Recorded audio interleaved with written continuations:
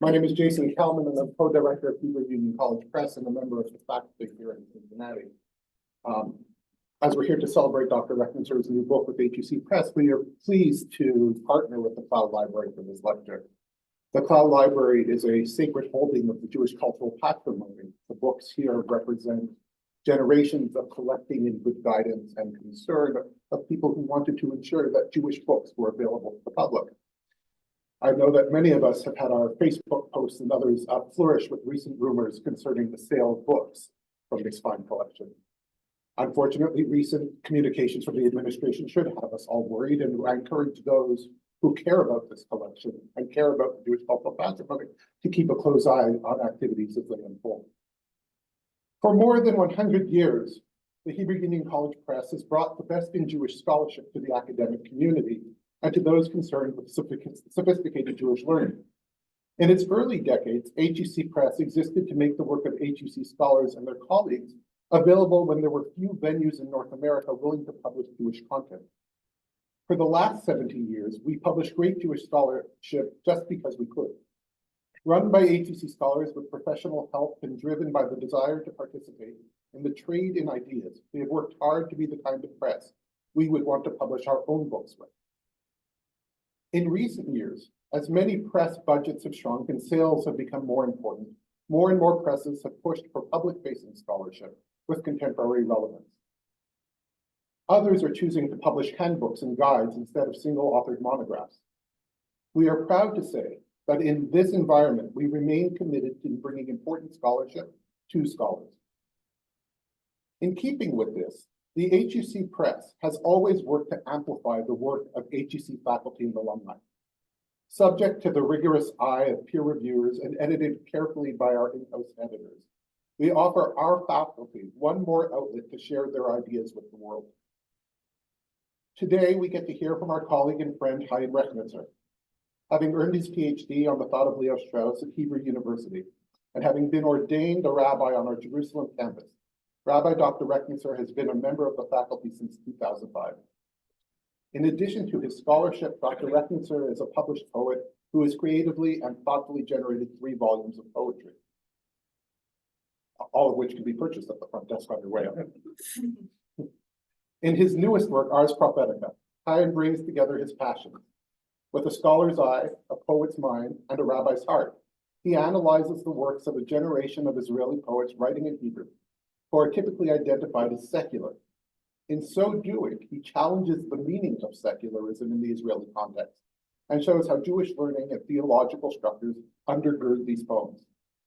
These secular poets swam in the waters of Yiddishkeit, and in his study, Dr. Rechnitzer reminds us that the gap between prophetic inspiration and poetic inspiration is not nearly as wide as we might otherwise imagine.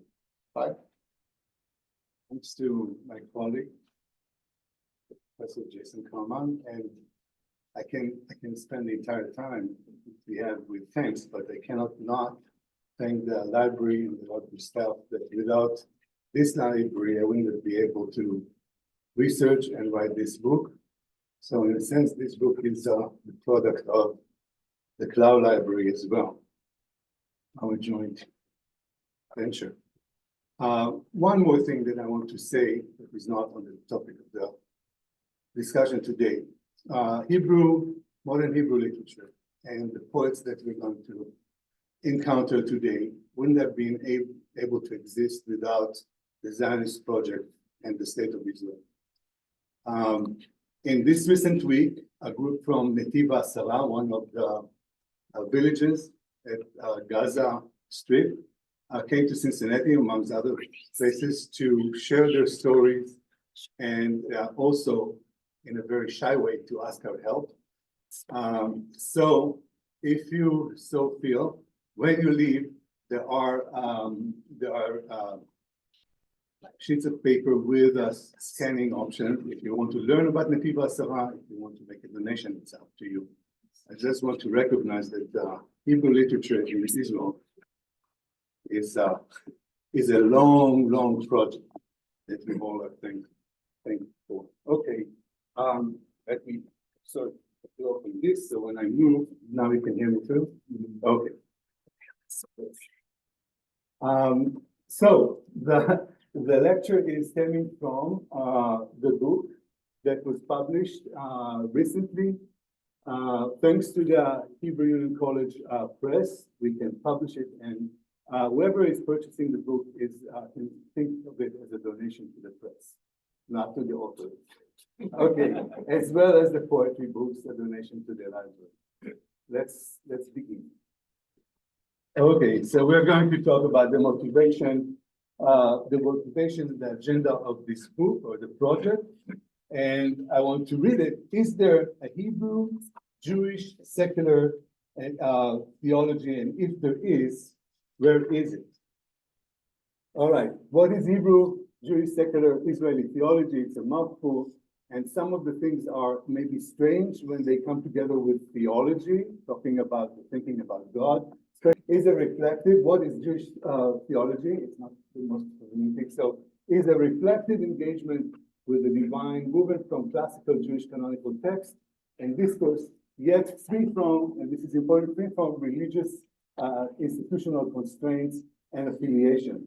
When we say something that is secular, now it's what? Here it is. Okay, Hebrew, it's double, isn't it? Now Hebrew means what? I don't know exactly what it is. Yeah, Randy's gonna take care of it. All right. When we say Hebrew, I mean the geographical, cultural milieu, political milieu, and that's why I started as I started, located historically in the pre-state and the state of Israel. So that's what I mean Hebrew, because you can have Hebrew literature outside of the state of Israel or pre-state of Israel. A little bit on secularism. So when we speak about secular, Hebrew, Jewish, modern, all those things, how it is connected.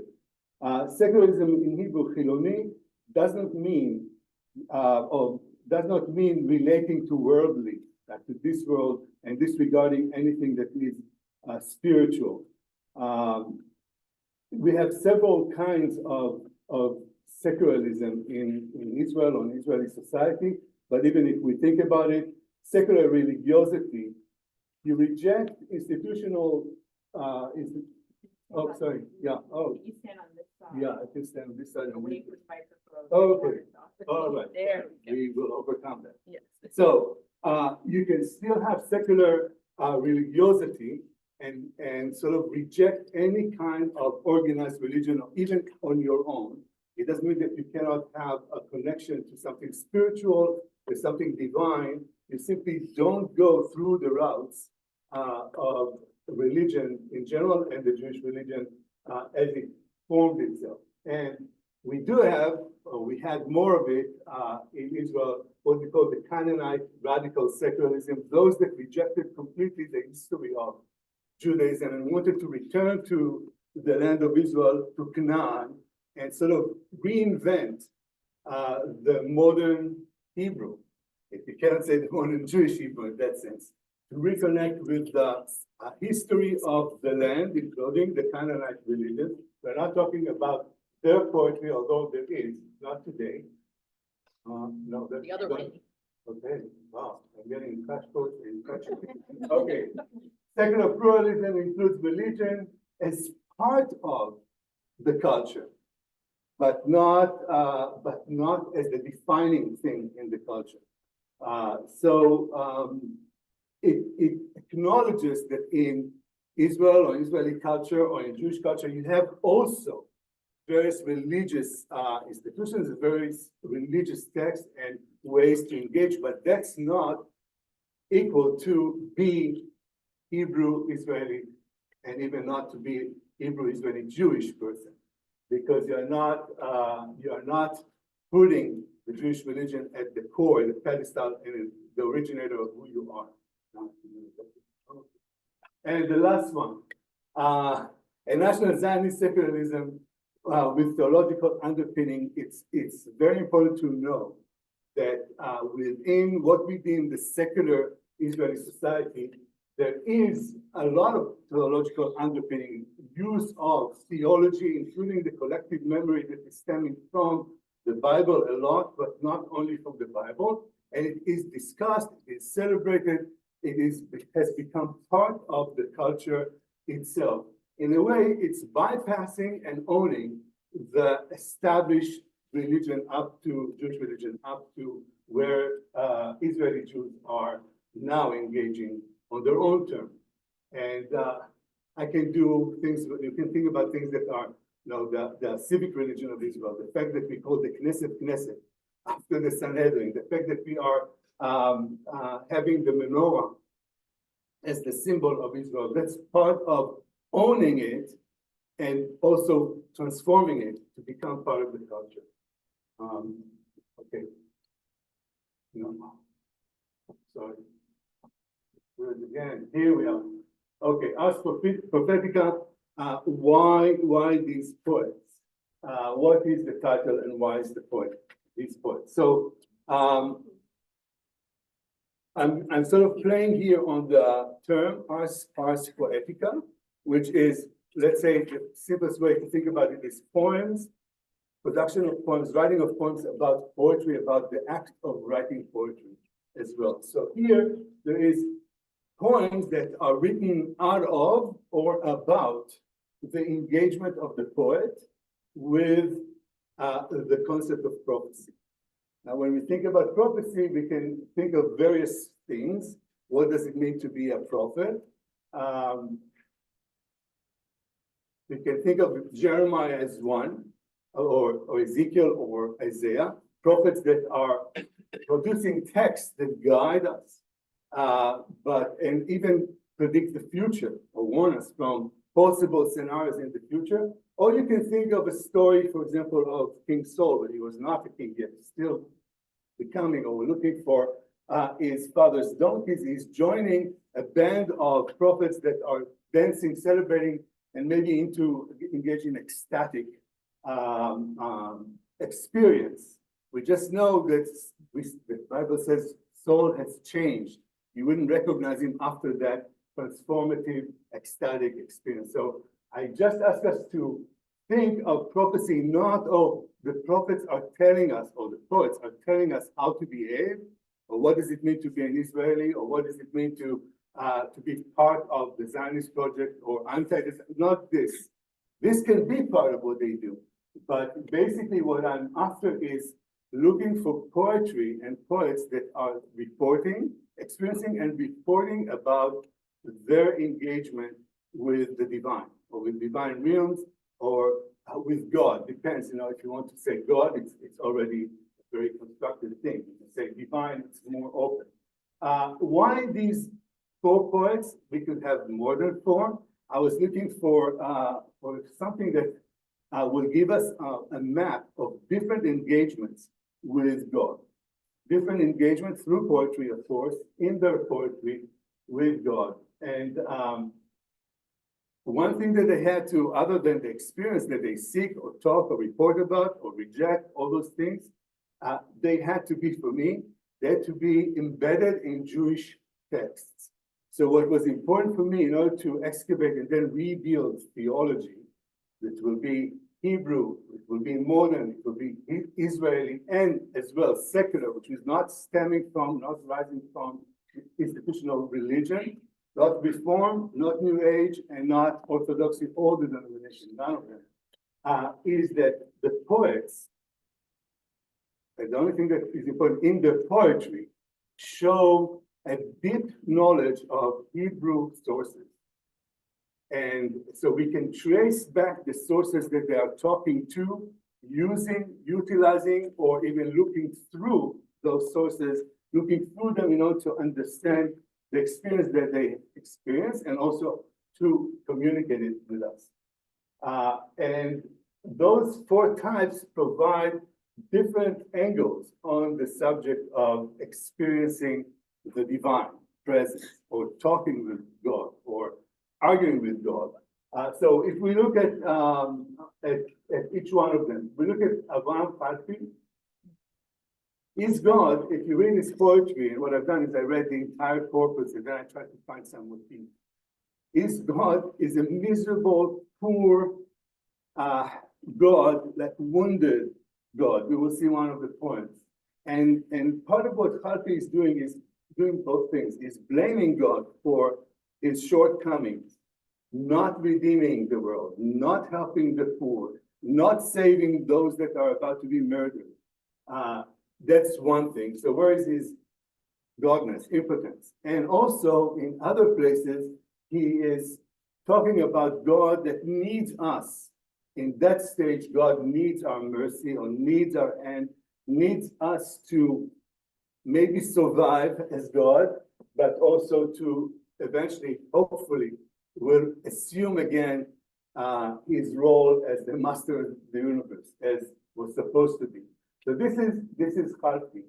Shin Shalom is coming from lineage, we will see, also is from lineage of Hasidic rabbis, Admurim, and he lives as a secular person in Haifa most of his life, but his poetry is saturated with Hasidic sources and allusions, but more so even with reports about engagement or his attempt to commune with God, to come close to God.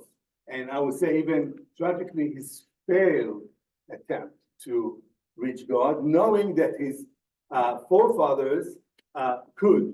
And he sort of inherited this tradition, but is failing to actually follow their steps. One interesting thing about Shin Shalom is that he, not just that he reported about it, and he wrote extensively on this experience of reaching close but not enough, doing everything that he can, and then God doesn't come. Another thing that he said in interviews is that his purpose is to transform the Hasidic mystical tradition and make it available for the new Hebrews, which is the secular Hebrews, which means the secular citizens of Israel next to him, around him, and make it basically a more universal teaching. So you don't need to be a Hasidic Jew, you don't need to be a Halachic Hasidic Jew in order to have this fundamental, essential experiences of coming close to, maybe being with God. Gilboa, on the other hand, is going from a different direction altogether. His starting point is the meeting with God, the overwhelming experience of being called by God. You think about Jeremiah that says, no, from the womb, I was already assigned to be a prophet.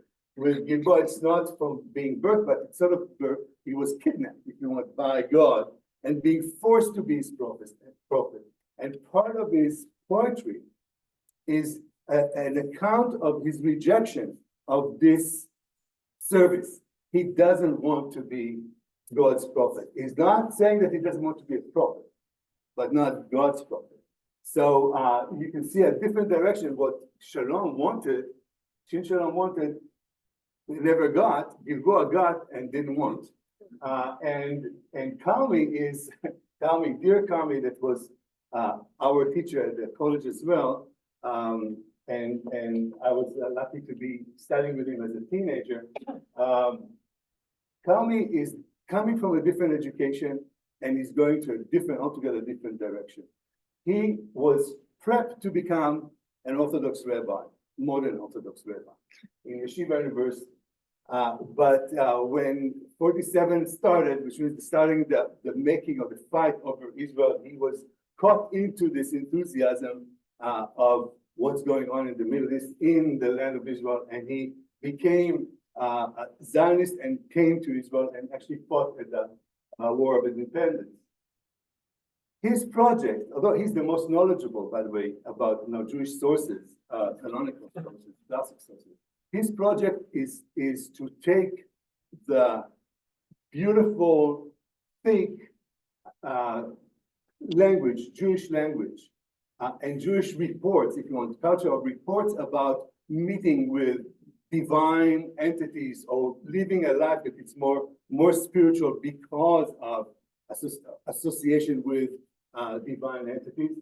He is using all of it, using all these allusions and language in order to, I would say in a very common way, upgrade Hebrew, the current Hebrew, to a more lofty plane, that we will be able as new Hebrews to speak about lofty things that, in a sense, I say what kind of loftiness, about things that matter in our rich ancient language, with our rich ancient memories, but not in order to speak about the divine. Sometimes it's in order to speak about the need of a maiden sitting or beautiful woman sitting next to him in the cafe. And you can have a poem that sort of recruits the depth and the breadth of the Hebrew Jewish associations in language in order to discuss the beauty of earthly love, not of divine love. But what you do, you create, you in a sense, you embed in the earthliness of the experience, you infuse in it a noble and also beautiful and high level of a rich engagement. So it is secularization, but it's not secularization by saying the lofty, the divine, the spiritual, I don't want it. It's actually talking spiritually about things very physical, very common. Being a father, being a lover, being a son. Okay, let's continue. Yes. Okay. So, yeah, okay, so I'm just trying to get it all in. Okay. In a second, we'll get into the poems. I will just say that the tradition of depicting poets in Israel, Hebrew poets as prophets, is not something new.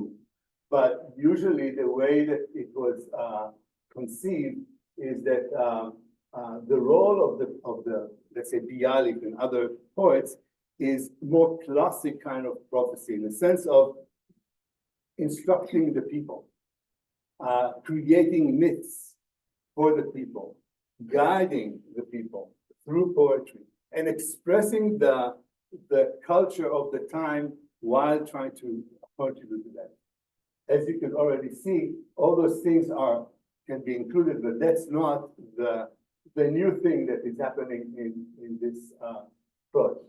In this project, as I already said, we are talking about we are talking about different or additional experience, which will be mystical experience done through poetry, but also the poetry itself is reporting about it. And I did say two things. One is the poetry is a testimony of the experience, but the poetry is also the way to get the experience. So it serves two things. It opens up, let's say, our mind to that experience and enables that. And then the poet comes back to report and encourage us maybe to imagine this option. I want to go straight to the poems and to the poets. So we'll start with Shin Shalom.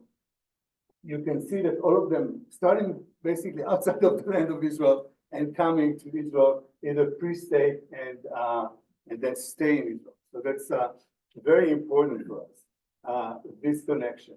And the fact that they came from outside, came from a different kind of education is also an advantage in their poetry because of the education, the traditional education that they got. Let's read together one of the poems, and we'll get a sense of what we are talking about. Other than talking about, we'll actually do that. I'll read the Hebrew and the English. This poem, 27, me, who, that's the name of the book, Search for the Self. And this is one of the poems. Lahav, lahav, red. Lahav, lahav, red. כולי מזבח. התל ברקיעי 7 דקות. חזר אפרי ל7 ימים, למען אמצעני. Knife, knife, come. Knife, knife, come. All of me is an altar. Cast 7 flames in my firmament. Scatter my ashes to 7 seas, that I may find myself. Now, you can see, you can trace a lot of things here, but a common reader of the Bible already starts to see the connection between sacrifice, akedah, binding of Isaac, and here Isaac, if Isaac is the poet, Isaac the poet is actually not just participating in the akedah, is self-binding in order to, and that's maybe the surprise, in order to be close to you, in order to go to heaven. All those things are possible when you sacrifice yourself, but this is sacrifice or doing away with yourself in order to find yourself. And those that love Zen Buddhism might say this is enlightenment via Allah, Buddhism. It's not, it's a Hasidic motif that he is bringing forth, and he understands his calling for poetry and be a poet as dependent on this self-sacrifice or annihilation of the self in order to let God basically speak through him, and therefore he can find himself, but this time not as his own ego, this time as a servitude or as a channel for God to speak through him. So this is one of the poems, short one, that is telling you what is at stake and how much he is ready to give in order to become God's prophet, which is God's poet. All right, this is a source, just a source that I can show that is talking to the poem, or the poem is talking to that source, Hasidic Rebbe, and you can see the connection immediately of burning, the experience of burning. So the work of the tzaddik or the tzaddikim is to become nullified in the reality of his light, and the Yehudim, we will not talk about Yehudim, to be literally nothing. That's very important for us. This is a Hasidic language and Hasidic teaching. For the tzaddikim, show them things for the poet. Okay, so to become nothing, like a small creeping creature, and this is the level of Malchut, of Shekhinah, if you want, the lowest Sphira, in the future whose light will be greater than the sun, and so forth. The burning experience is very important in that kind of teaching. Actually, this kind of meditating, praying for the presence of God, and they report, the mystics report on burning sensation, physical expression of the religious experience. Another poem by Shin Shalom, later in his life, 57, Pticha, opening. נותרתי עמך בדד ואין איש ואתה מחריש. פיניתי ליבי מכל זר והוא ריק ואתה שותק. אך זה היותך עמדי באין אות נורא מכל מות. Opening. I'm left alone with you, there's nobody else, and you are still. I emptied my heart of all, it is void, and you are silent.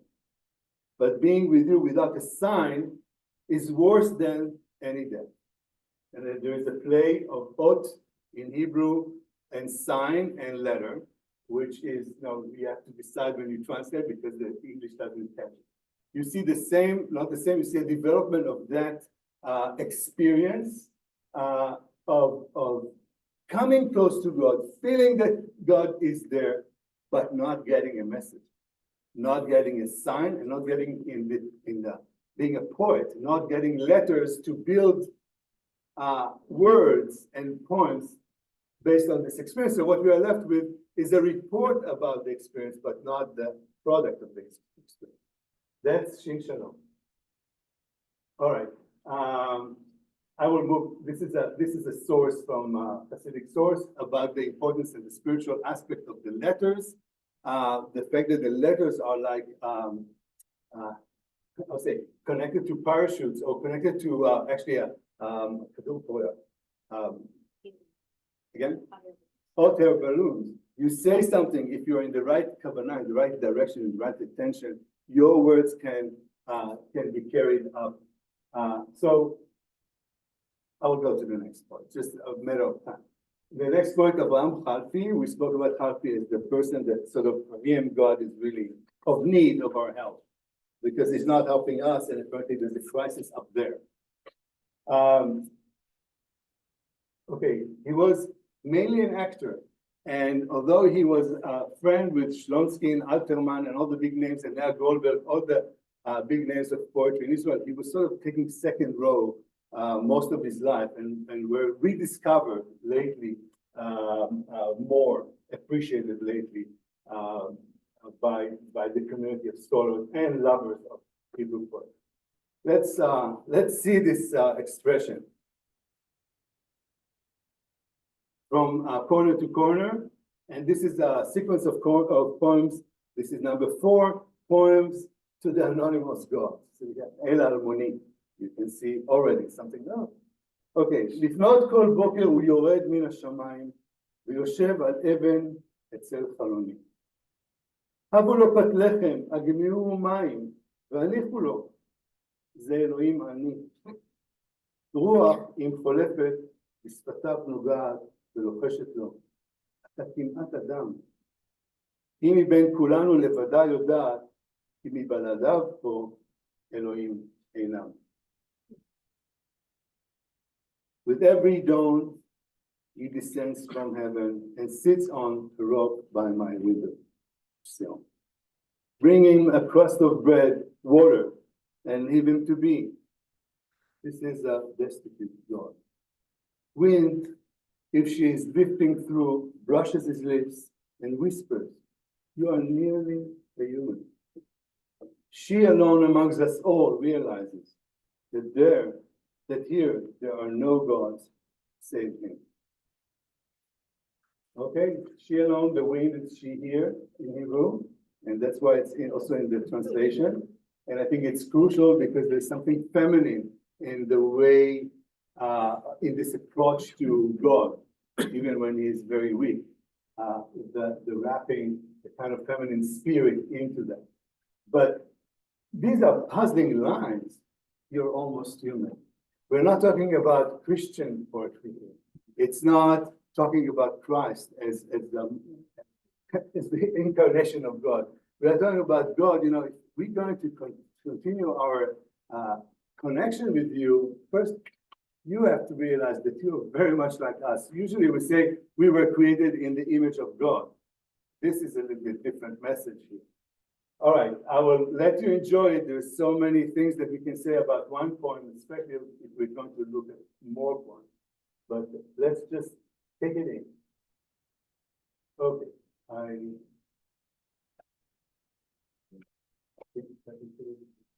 yeah, that's what I want.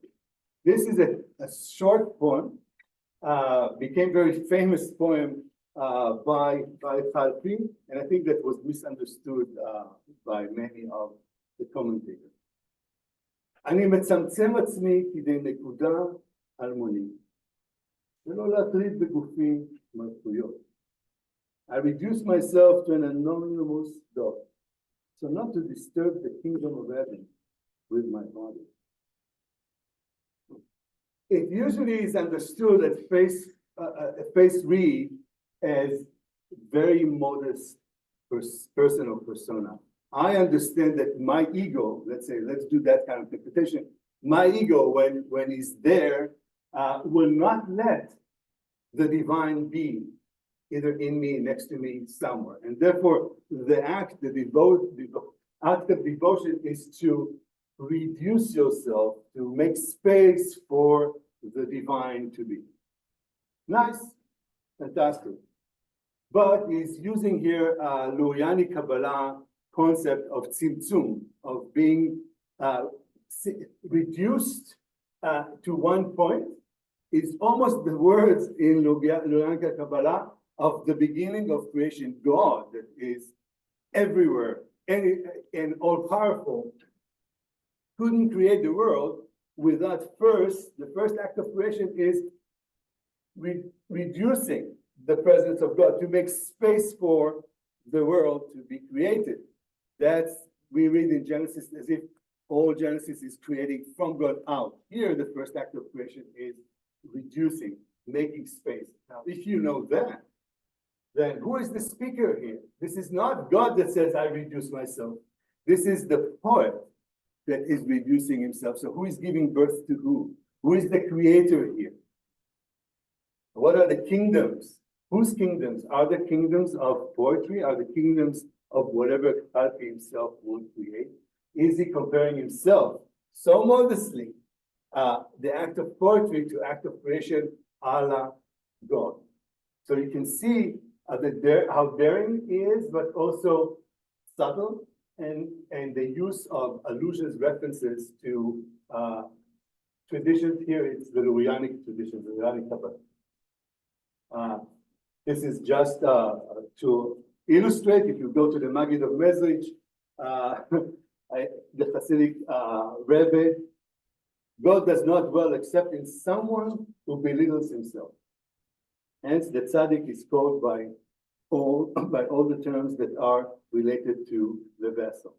So he has to be the tzaddik in order to communicate God to the followers, has to make himself like a pipe. And if the tzaddik is full of himself, if you want, you can think about that, but there's no place for the divine flux to come down to the community. Just to get the impression how things echo into the Jewish tradition here, especially the mystical Jewish tradition. We go now to Gilboa, Amir Gilboa, and we see also was born in Ukraine, was educated in a traditional kind of education, became a Zionist, made Aliyah. What I want to read here is that, yes, he became known as a poet through the Sheva Rashuyot and the second book, Early Morning Songs. But what is very important for my project was that the book I wanted to write, The Lips of the Sleepers, that he published in '68. He is coming up with a new way to write poetry, and we call it ungrammaticalities.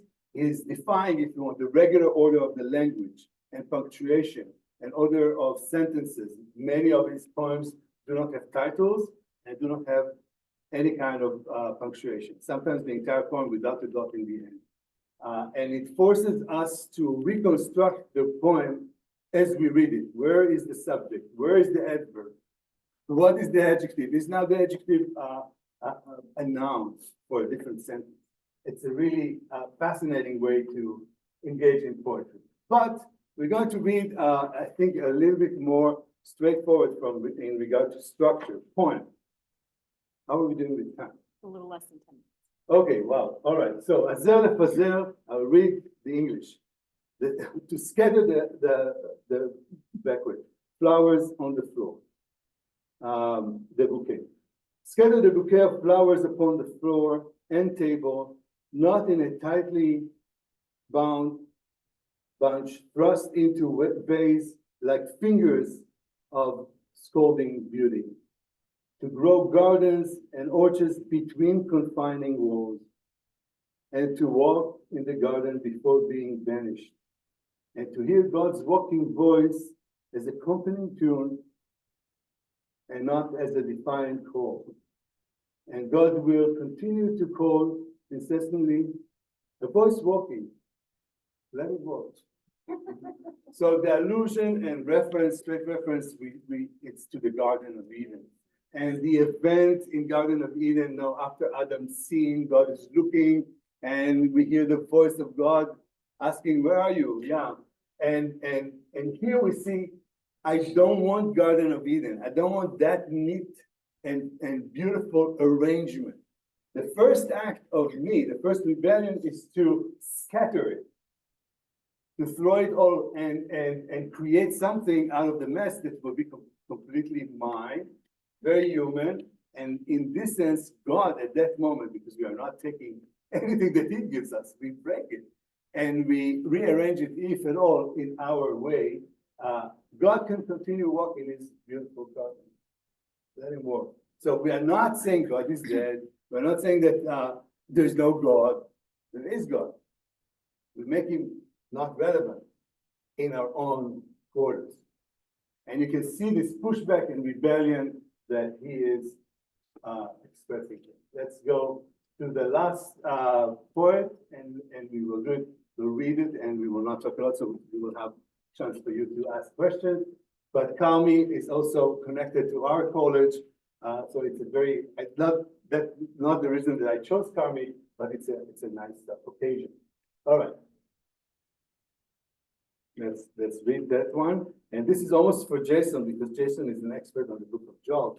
And this is, and again, not to write poems, I vowed, and not to scratch in the presence of friends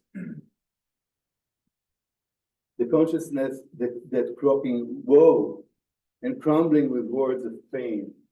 The tormented body sings woe, the lofty levels of holy and pure, and all these have become foreign to me. Thus, not to write poems I vowed, and not to scratch in the presence of friends. This is this is the last poem that Ḥalfi wrote on his deathbed. He was with cancer, he knew where things are going, and the book of Job is really present here. But again, I'm not going to do things that are expected of me, scratching the skin, and friends sharing it or hearing from friends, like the friends of Job, and not to write poems anymore. But before we go to not to write poems anymore, I sort of put it in italic, the lofty level of holy and pure. This is from El Maleh Rachamim, God full of mercy.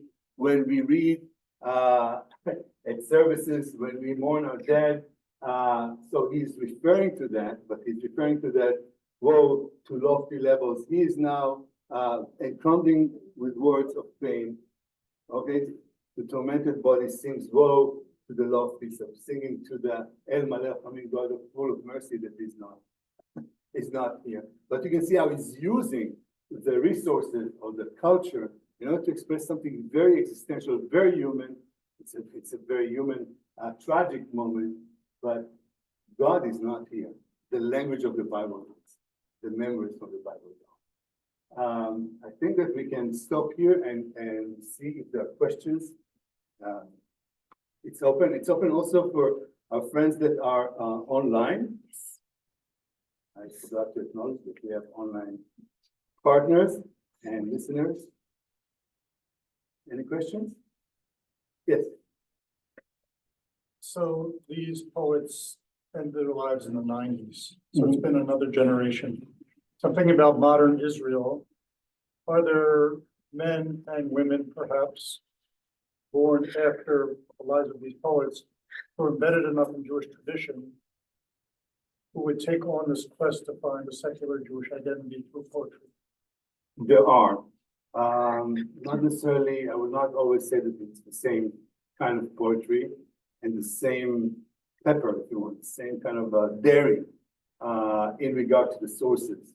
You have Meshiva Ruach, for example, is an organization of religious Israeli Hebrew religious poets, and their poetry is reflecting religious engagement. And we have other poets that are not, or Israelis that are not embedded in that tradition. I would say all Israelis are knowledgeable and some even embedded in Bible. So almost in every kind of poetry in Hebrew, in modern Hebrew, you will find allusions, references to the Bible. What is missing and what I really appreciate in that kind of poetry is the allusions, references, and working with the bricks of the entire Jewish canon. You have Talmud, you have Midrash, you have Zohar, you have Hasidism. That, I think, will start. I hope to see it more by people that are not members of the established religion. That's part of what I'm looking. So, still waiting. And I think that those poets lost their audience. If their peers could identify all the allusions and references, many Israelis will not. I mean, this is a very easy to pick because of the book of Job, it's fine. But the allusions to Hasidism, allusions to Talmudic stories, no, not necessarily by, I would say, the average Israeli reader. More questions? Yeah. So in terms of how this kind of model works with other types of poets, like are there like Greek poets that make allusions in the same kind of way to their ancient writings, or where do you see this kind of parallel and beyond Hebrew poetry? Yeah, you have. This is not the project that I took. I think that what is unique here is the fact that you reinvent your culture, or re-engage with your culture on it's the project. I said the cultural Zionist project is very important, and you don't have necessarily all those equivalents. But you have, I mean, to classic Greek mythology, you have many references and many poets that are working with it. The question is for what purpose? This is, I'm not saying recruited, this is creating a new, fresh, modern culture that is fully embedded and engaged with the religious tradition, not secularizing it, but actually taking this religious spirit and trying to bring it in a different way. So it's a long answer to the fact that there are, but I think that it's very unique what's going on in Israel at that time. Jason. You have an example from the century of someone who was, of a poet who was equally well versed in classical Jewish culture, who rejected altogether with the poem, who simply abandoned the project of using that vocabulary? Well, it's hard, even if I think about David Avidan, or Yonah Vola, their engagement it's like I'm a secular poet and I reject. So something about the act of rejection makes you very close to maybe a mirror image, maybe the negative image of something that you push against. So if you read Yonah Vola, you will see a lot of references to religion, by the way, also Christianity, but on a very secular, rebellious way, and feminist, generally speaking, feminist. And if you look at David Avidan, there's a lot of Bible. So yes, there is Bible a lot.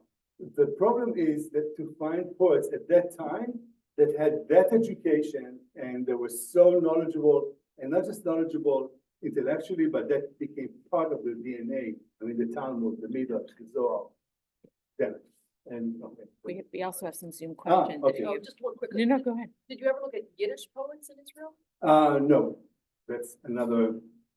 I have to be fluent in Yiddish to actually say that I can do that on my own. Yeah. So one of your Zoom questions from Lawrence Edwards, he wants to know why you translated Lahav as knife and not as flame. Flame will be Le'ava, and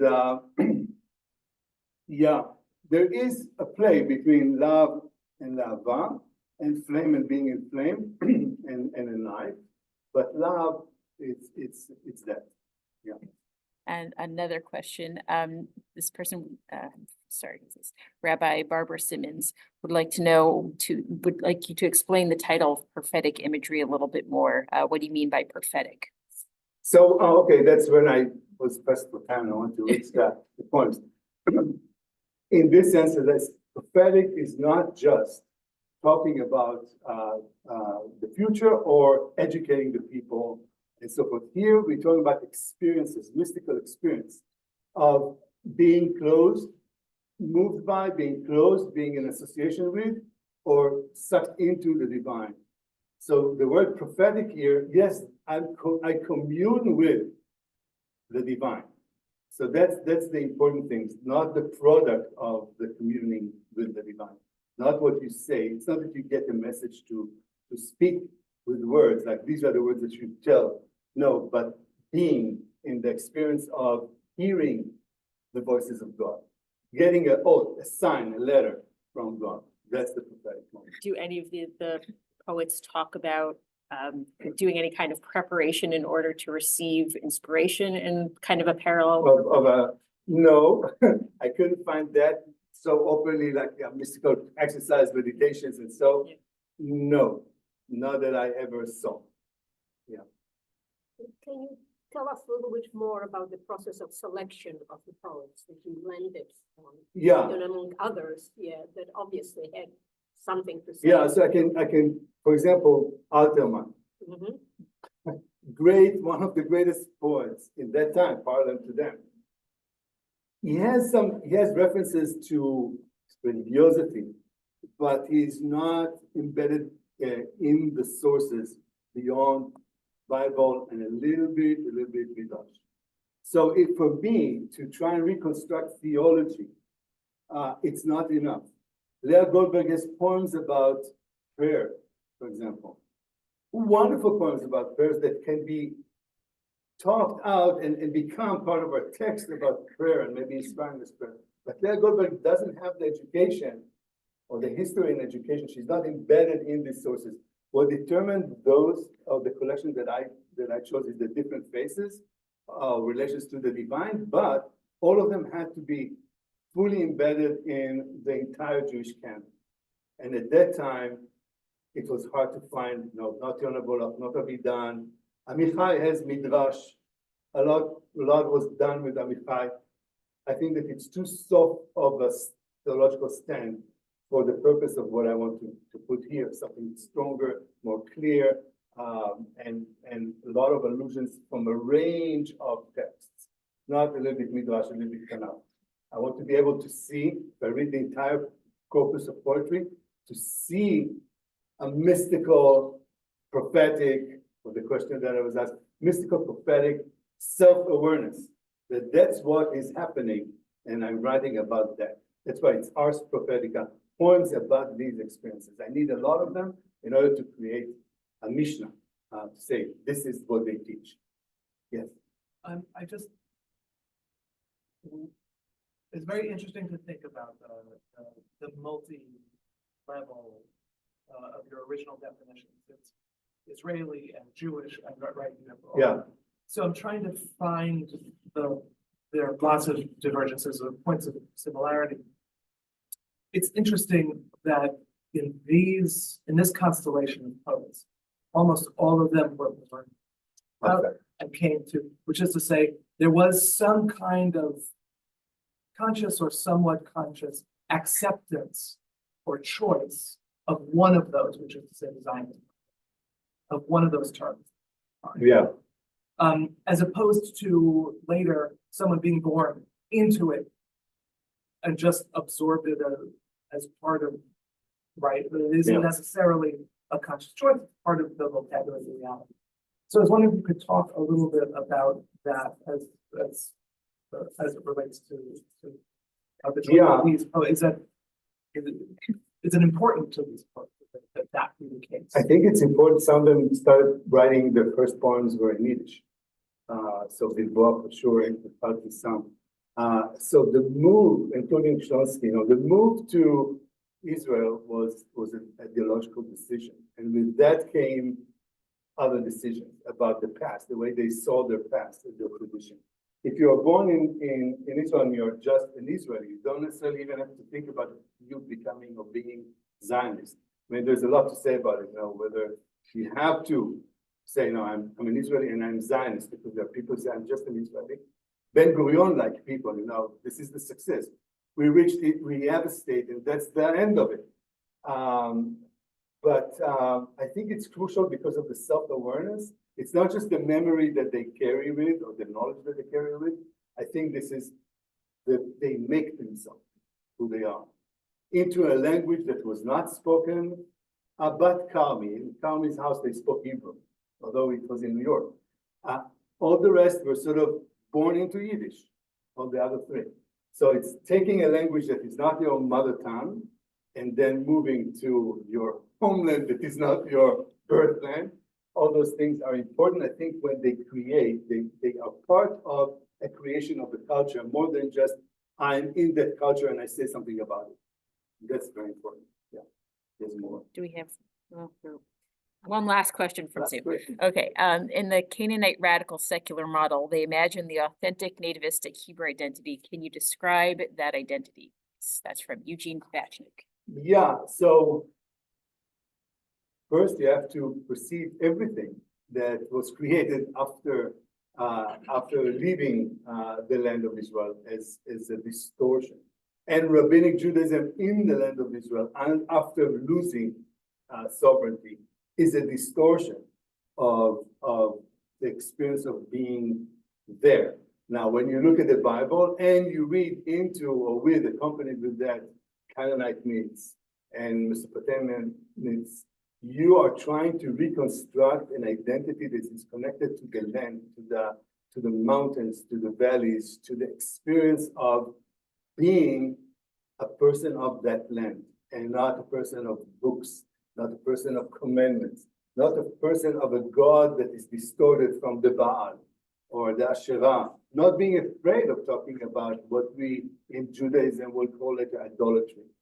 This is the original identity and why some of the kings and all the prophets were fighting against these heresies. So you want to get this heresy, this is not heresy, this is what we are. This is who we were as tribes of Israel. And before this distortion that took place in the first century by the rabbis. Okay, that's good. It's another book though. Thank you. I'm going to put on the screen, so we will leave it, a poem by Shin Shalom, only in English. It's about Ishmael. I think it was written in the 80s, just because of the times that are so harsh of the fight between Israelis and Palestinians. I thought that it would be refreshing. Oops, here it is, Ishmael. Just when you have time, if you want to read it, just know about it.